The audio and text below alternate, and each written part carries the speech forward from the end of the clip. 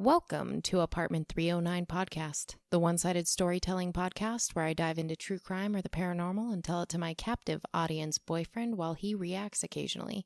So basically, just recording part of our normal day. I'm Lauren. And I'm Eric. And we live in Apartment 309.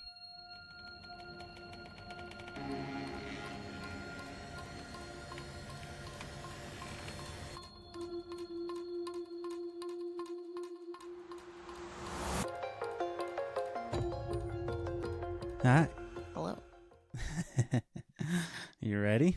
I think so. We haven't recorded in a hot minute. I know. It's just life has hit us and we didn't... actually what I recently found out, because I was looking into how other people balance their time with trying to record and edit. It's about 20 hours of my time per episode on top of working full time and on top of trying to run a business, prepare for the markets. And they actually record 3 or 4 episodes before releasing their first episode. Right. Yeah. I did not do that. Is the time spent on editing and stuff, is that on par? I don't know. I know I've gotten faster in just the few episodes that we've done. Yeah, you get faster as you go. Learn tricks of the trade and whatnot. Right. Always be learning ABL. But how's the last 2 weeks been for you? Busy. Busy at work, busy at home. I think I'm excited to do more markets. Whose truck are you driving? It's a rental. Somebody wrecked my truck. They didn't wreck it. They wrecked it as far as I'm concerned. What happened? Somebody hit me on the highway. He was a very nice chap, though. He admitted fault right away. And he stuck to it. He didn't change last minute on you. Yeah, well, it would have been tough for him. I took a lot of pictures. You did. Glad that you were okay. Anyway, at the end of the day, it's been a wild ride. We did have our first market selling tie-dye. I make tie-dye wares and apparel, and it was fun. It was really a lot of fun. We got to meet a lot of fun people in person, and your family stopped by. Some of my family stopped by. It was great. Yeah, it was a really good time. It was really nice that a lot of people came to support us. Yeah, they did. Support you. To support us. I had a lot of fun, though. Me too. A couple of sales and a lot of compliments, and it was fun. 10 out of 10 would recommend. Make your hobby into something fun and sustainable. Well, I think, given those markets, at least during the summer, we're probably going to be releasing an episode every other week. We're going to try to get better at recording and releasing episodes, especially as we get into this coming fall every week.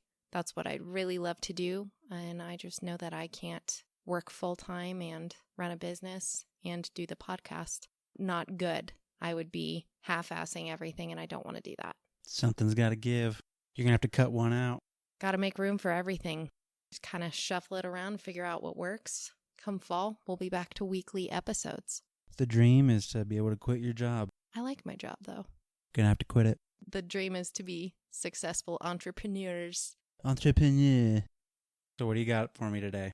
Oh, and you know what? Don't forget to hit the follow button, especially with us coming out bi-weekly. We don't want you to miss any episodes that we release. And when we switch back our schedule, we want you to be back on our schedule with us, especially if you're listening on Spotify. I know you can just hit follow and it sends a little alert.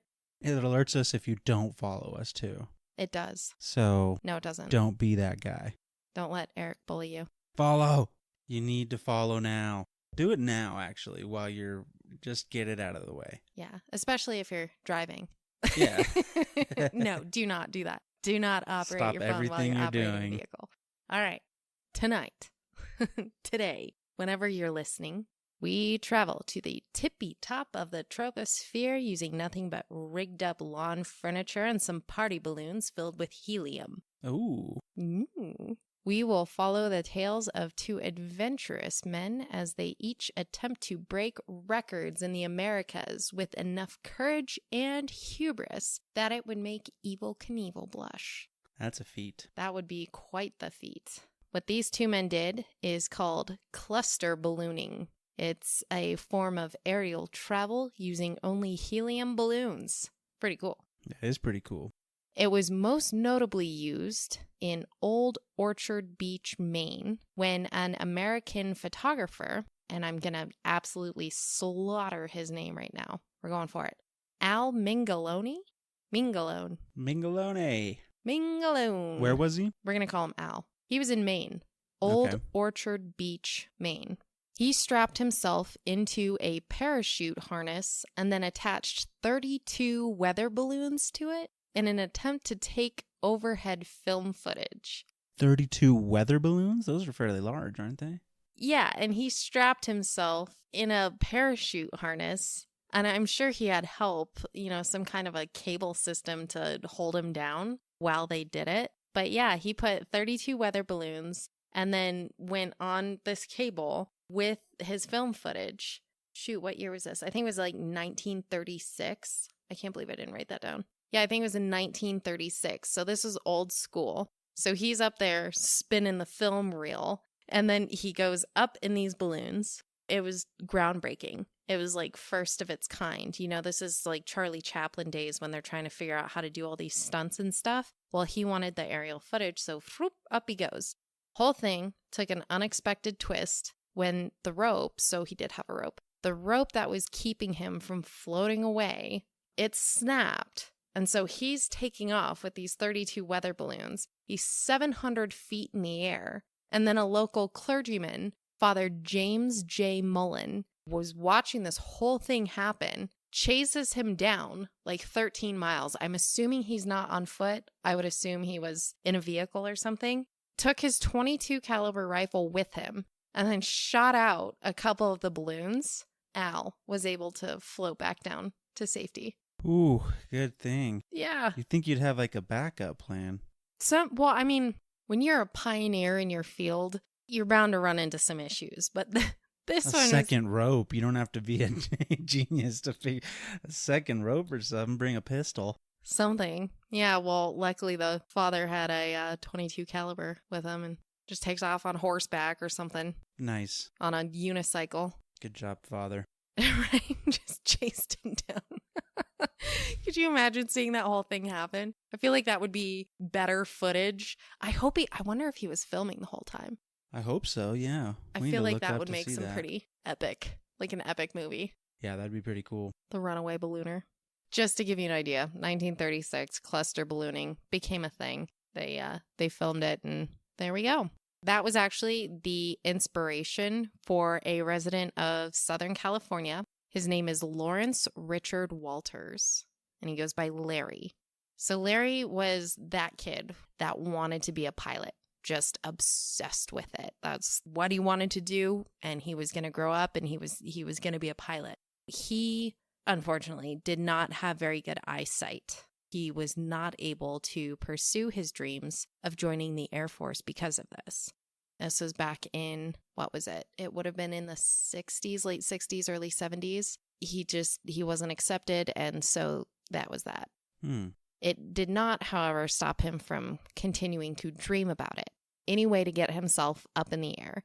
And at 13 years old, he started to think about using balloons to get the job done. So he is in a military surplus store, and they had these little figurines that were strapped to balloons, he said. I mean, I've been in a military surplus store before, and usually they'll have the little army men with the parachutes. Right. So I don't know, he's 13, if he confused those, but whatever. They were hanging from the ceiling, and he's like, ooh, I could use a balloon. And that just kind of sat in the back of his head for a while, because as he got older, eventually you do have to grow up. And if you can't pursue your dreams, you have to find something else. There's bills. Fill up a balloon.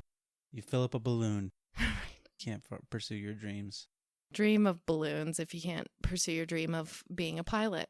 So he ended up in the lucrative career of truck driving. By 1982, at the age of 33, he decided it was now or never. If he was going to do it, today is the day. So he decided that he was going to use balloons to float over the Mojave Desert. So Larry's employer was Filmfare Studios. He drove trucks for them. He used their name on a purchase order under the pretense that that company was filming a commercial, and he purchased 45 8-foot weather balloons and then enough helium to fill them. So with the help of his girlfriend, Carol, he filled 43 of those balloons. He attached them to just a regular lawn chair and then strapped himself to a parachute. And in his own backyard in San Pedro, California, he climbed aboard. So he'd strapped this thing down using his Jeep as the weight, filled all the balloons, got his parachute on, sat down in the chair. He had a loaded pellet gun with him with the purpose of shooting out the balloons when it was time to come back down. He had a CB radio. He brought some sandwiches, a camera, and of course some beer. He was ready. Sandwiches and goes. beer. I like how this guy planned it out.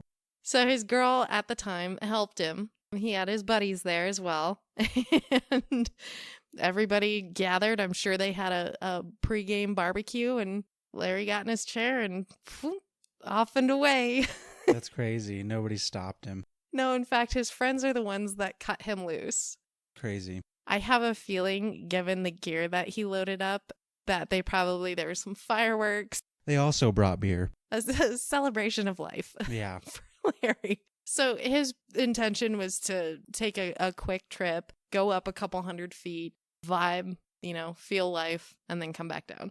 That was his intent. When they cut the straps, his chair shoots up and he hits 16,000 feet within a couple of minutes. Holy cow. Yeah.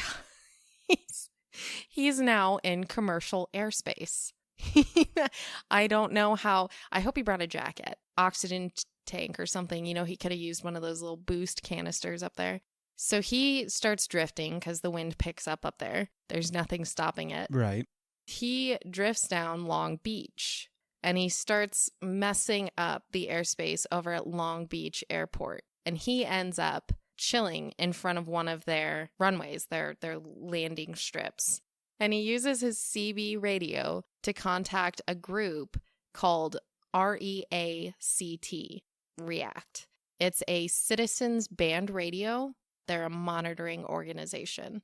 They actually recorded the conversation that they had with him, and it went as follows. React confirms they can hear him. And what information do you wish me to tell the airport at this time as to your location and your difficulty? And then Larry says, the difficulty is this was an unauthorized balloon launch, and I know I'm in federal airspace, and I'm sure my ground crew has alerted the proper authority, but could you just call them and tell them I'm okay? And React says, well, stay safe and try not to shut it up. Dad, I have no idea. Dad, chud it up. I don't know if that was a common saying back then, but I mean, we could all fill in the blank of what they meant. Right. Larry's chilling over the Long Beach airport, and he remained floating up there for about 45 minutes before he shot out 2 of the balloons. And he shot out 2 specific balloons to make sure that his chair didn't tip over, but he did end up losing grip on his pellet gun and dropped it. Oh, man. He's slowly descending, just painfully slowly dropping altitude. And he's finally starting to get close to land, and the 2 lines from the shot out balloons get all caught up in a power line. So he's now still slowly floating, but he's all caught up. Potential huge issue right there. Right, yeah.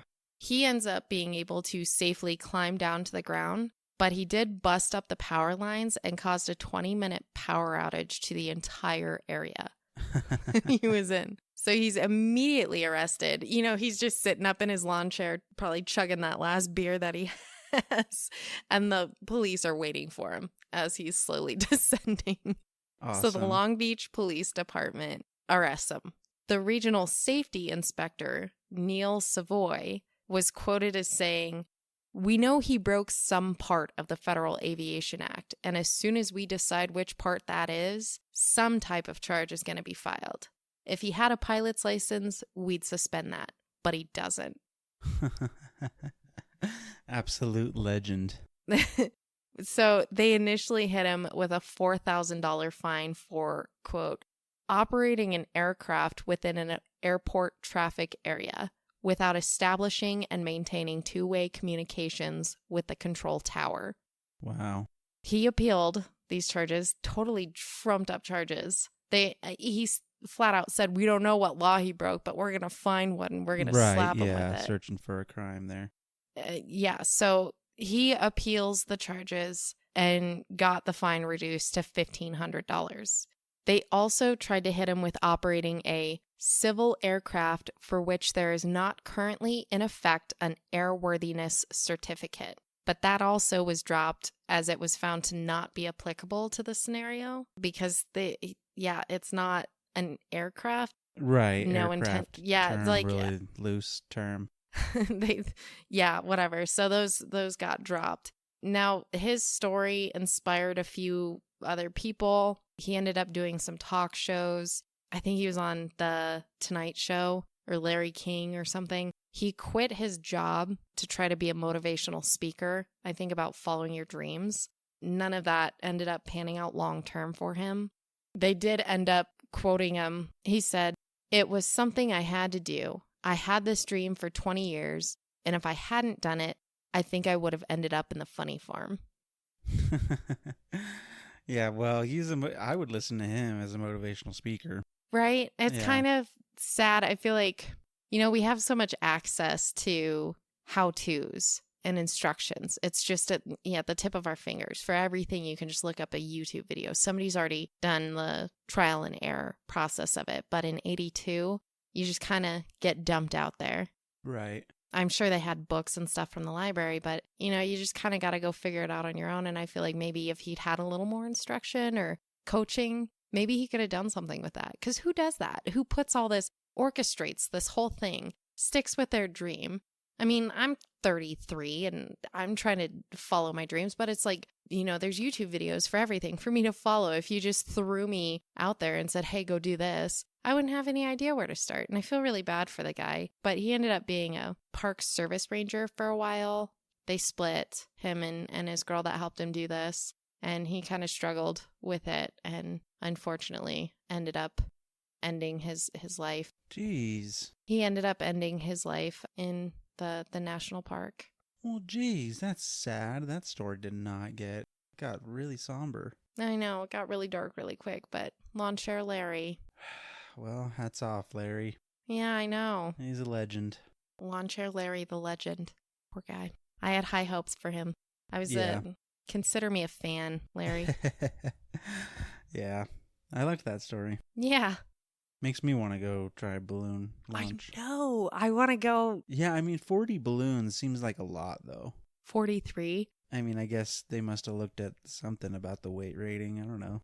I would be curious if they did or not. Maybe he was just trying to cover his bases. But the first guy did just fine.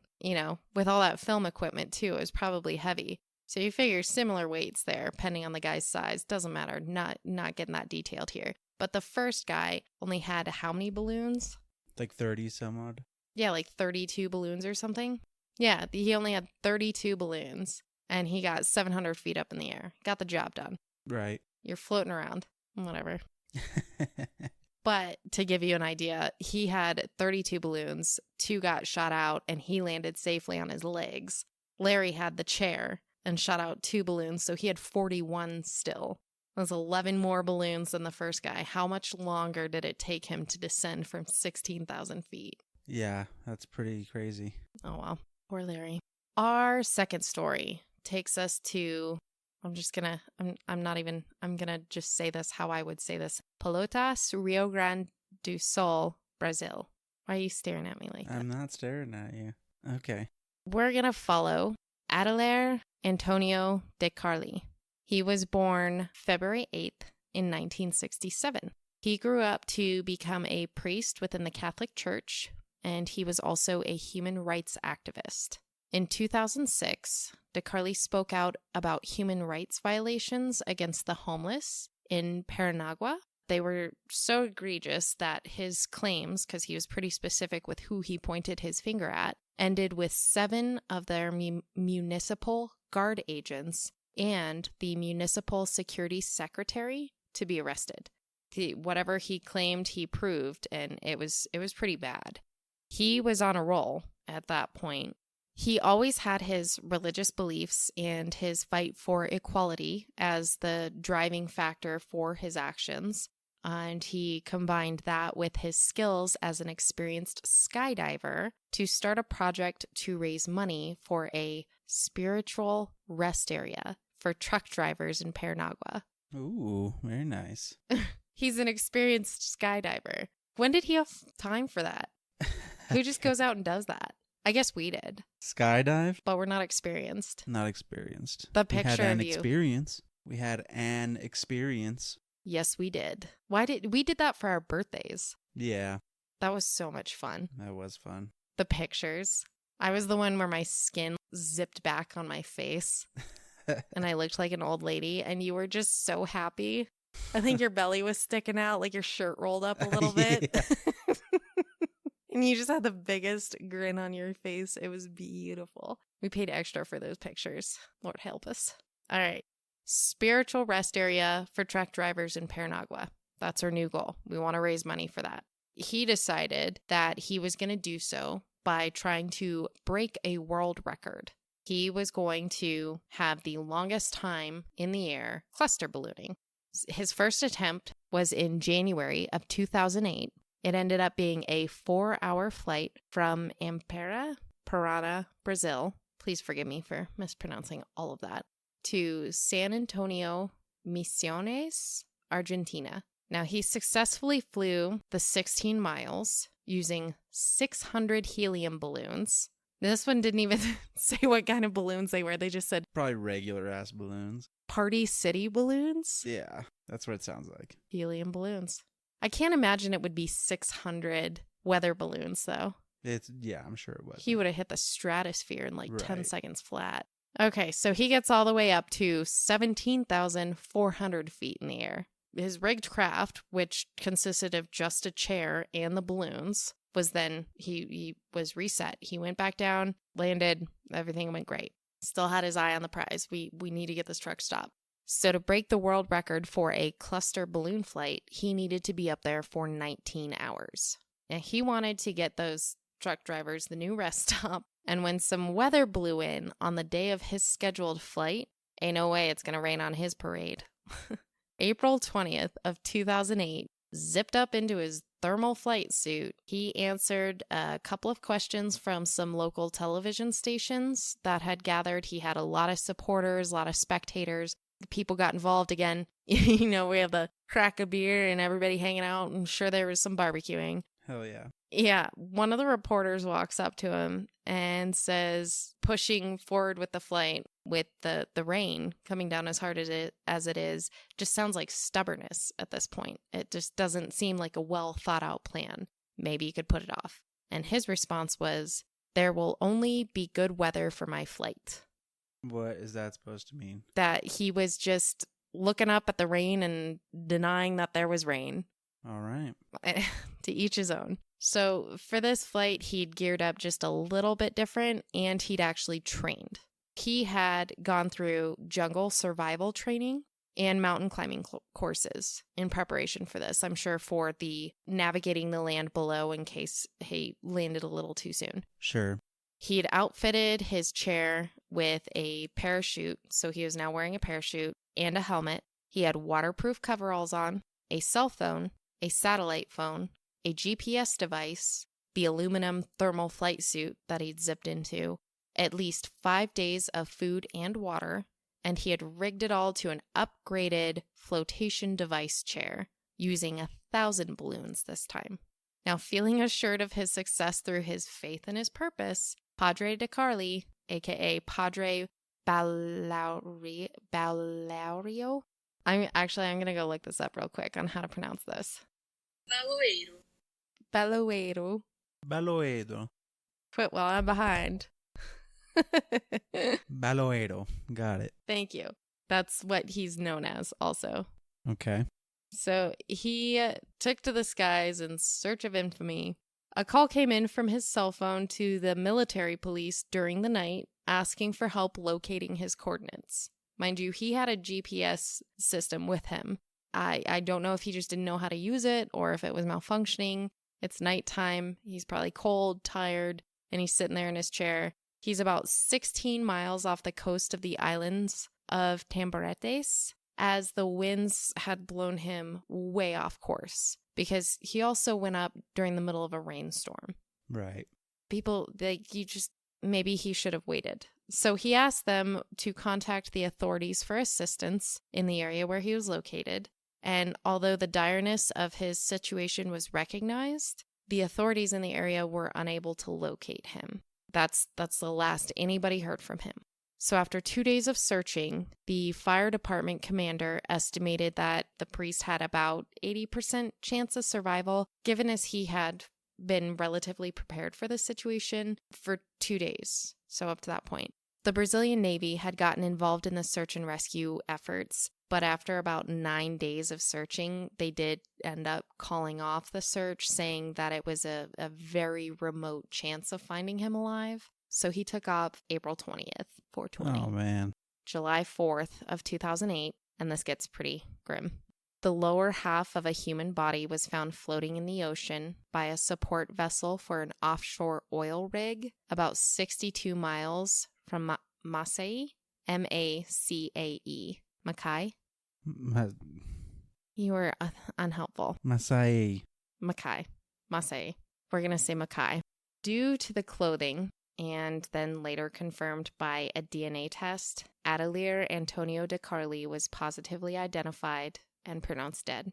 He was laid to rest in Ampere, Parana, Brazil.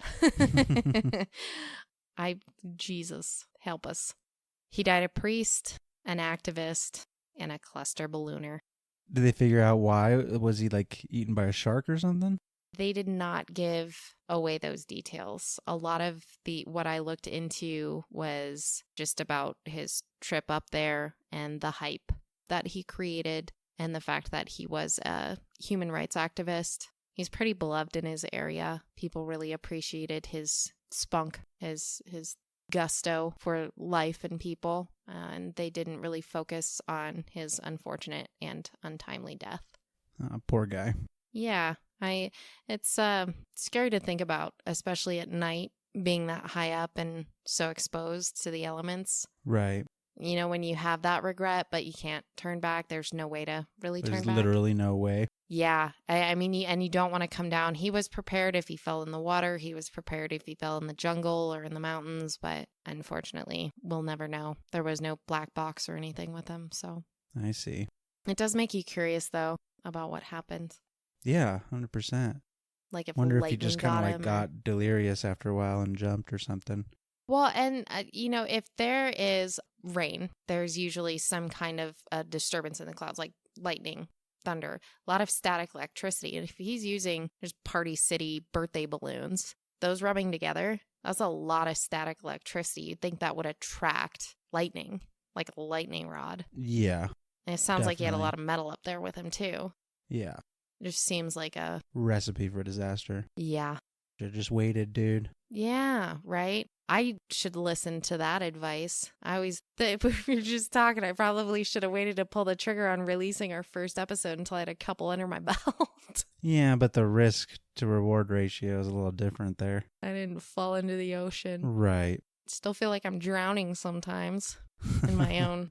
Well, not split in half.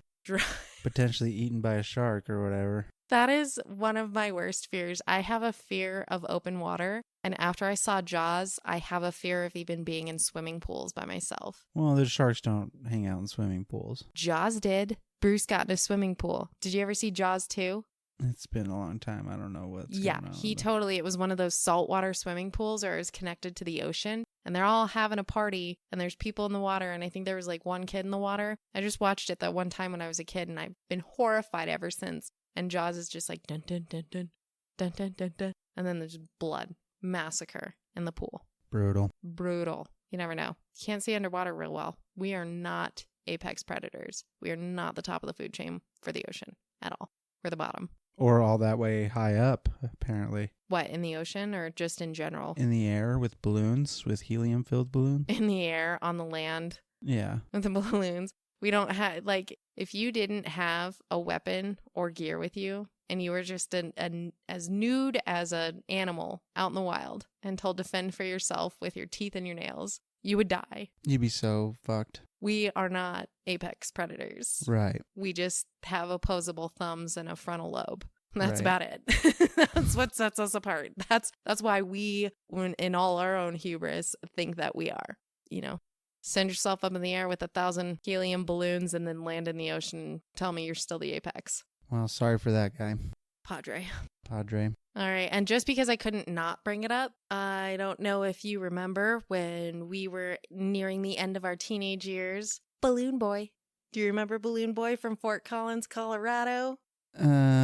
Enlighten me. Okay. October of 2009, Richard and Mayumi Heen called in the National Guard after releasing a homemade flying saucer-shaped helium balloon. I remember this story, yes. Yes. Everything happens north of Denver, and it's wild up there. Like when that jet engine blew up and then just dropped on all those houses. I think in Brighton. It's like a 747 and just... Yeah, they landed at DIA. It doesn't matter. Okay. So they called in the National Guard saying they'd made this flying saucer-shaped helium balloon. They released it in Fort Collins. For those of you that don't know, Fort Collins is north of Denver. Maybe an hour and a half drive. Right. It reached heights of 7,000 feet during its 90-minute flight. And the Heens both claimed that their 6-year-old son, Falcon, was on board. As the balloon is being tracked down over a 50-mile stretch, it finally came to rest 12 miles north of DIA, or Denver International Airport. It had nobody on board. It was just the balloon. So they start this massive search as some of the witnesses who had seen the balloon float past said they saw something fall from the balloon mid-flight. So somewhere between Fort Collins and northeast Denver, something fell out. No boy is on board. Parents are saying boy was on board when it took off. Lots of questions there. Well, it turns out during their search that they searched the Heens' home and property, and they found Falcon hidden up in their own attic, and they had faked the whole thing. They sure did. Little bit of backstory. Richard and Mayumi met in acting school in California before they ended up in Colorado. A lot happened in between there, but just for the sake of time, Richard had a reputation for being a shameless self-promoter. He was an attention seeker. He wanted to be famous for something. He wanted to be on stage in front of cameras with people knowing his name. He's a UFO enthusiast, a daredevil storm chaser. At one point, I think he actually put himself in a very dangerous situation, trying to, again, get attention, being in the middle of a tornado. But he also involved his children in his endeavors. So they had 3 children total. Falcon, I believe, was their middle son, their middle child. After they found Falcon in the attic, it took them, a month, 2 months? So this happened at the beginning of October in 2009. On November 13th of 2009, Richard Heen pled guilty to attempting to influence a public servant for lying about his son Falcon, and he was sentenced to 90 days in jail and ordered to pay $36,000 in restitution. And they got the National Guard involved. And then Mayumi Heen was sentenced to 20 days of weekend jail. Wow. Yeah. Yeah, I remember that video they posted too. It was like so clearly fake, and looking back on like how the internet is these days, nobody would give that like any time of day. Yeah. But in 2009, it was a big deal. Yeah, it was all over. I mean, that was still just like where people were watching the news for their daily. Facebook was still relatively new. I think I just moved over from MySpace to Facebook. Right. Yeah, so that was big. I mean, everybody was glued to the TV, but now you're on days of like Twitter, and everybody would have shared that video in like 2 seconds and been like, that is not real. # not winning. I remember like it was like they showed the balloon and then the kid and then they panned away and then they panned back And it was like, oh, he's in the balloon and it's floating away. Like, it was, no, he's not. He's sitting in the attic window eating snacks. Yeah. If I recall correctly, hadn't they set him up with snacks and blankets and told him to hush and there was candy in it for him? Or I thought they bribed him or something. Yeah, I think if I remember, they wanted him, they were trying to set him up to be there for a while. Yeah, well, he got known as Balloon Boy. He's still known as Balloon Boy. That's unfortunate. Isn't that awful? Yeah. I wonder if they lost their children over it. Well, I mean, they didn't really necessarily endanger their children. He regularly took his children on storm chases, though. I mean, I don't know. I don't know. I actually lived near the area in Iowa where they filmed. What's that one storm chaser movie that's really popular? Twister? Yes, Twister. So when those data spheres that they had that they were trying to release in to capture the inside of a tornado drop down that hill and start rolling down the hill. I actually used to live near that hill. Oh, really? Yeah. It's my claim to fame. Feel free to interview me about it. Ask me questions. What's it like living for a second of your life? What was that like? Near the hill where they filmed. Imagine you're fighting off the paparazzi all day. We've got cows. That's what I've got for you. That was fun. The misadventures of Lawnchair Larry, the unfortunate end of Padre de Carli, and Balloon Boy. I'm surprised at how many people survive this balloon idea. I'm surprised that me and my siblings survived. We used to jump off the roof and jump out of trees with various different size of plastic bags and umbrellas trying to float. Everybody tried that for sure. We had this big old cherry tree in the front yard and we just leap out of it with trash bags. Why did we do that? Because those were the real days where the strong were separated from the weak. Well, came out on the other side. That's right. Stronger person. Plus, I'm really good at climbing trees. We'll have to put together a stunt here soon. Well, that one night when I tried to get the glow stick out of the tree while we were camping, and I was like, don't worry, I'm really good at climbing trees. And I got all the way up there, threw the light stick at you, and then the branch broke. Well, I specifically remember being like, no, I don't need your help. I was like, all right. And then I turn around and I turn back around and you're laying on your back on the floor. I was like, okay. I was trying to impress you. I was impressed thoroughly. We're still dating. Yeah, that's right. It worked. Took an 8-foot fall like a champ. You did. Right on my back. Now I wonder why it hurts all the time. Right. Got anything else? I don't have anything else. I was just tuning in. Thank you so much for joining us tonight in apartment 309. Don't forget, we want to hear your own stories. Tell us if you climbed a tree and fell out of it as an adult or a child. If you've had any misadventures or know somebody who did. If you've got any paranormal experiences, anything with true crime. If you've had alien encounters, if you saw the balloon flying from Fort Collins to DIA, let us know. You can hit us up at apartment309podcast@gmail.com. Don't forget to hit that follow button. That way, if we have sporadic releases over the summer, you are still able to follow us. Our plan right now, again, is to just release every other week, one episode. You can follow us on Instagram at apartment309podcast. And don't forget to rate and review. We want to hear what you guys like, what you don't like. We also want other people to be able to find us too. So if you know anybody you think would be interested, let them know. That's what we're here for. Tell us if you've been abducted. If you've been abducted, we need to know. Immediately. I want to know. I think Eric's been abducted and he's just in denial about it. Not that I know of. Fugue State, man, you wouldn't know. He's in denial. Well, we hope you join myself, Lauren, and Eric next time in apartment 309.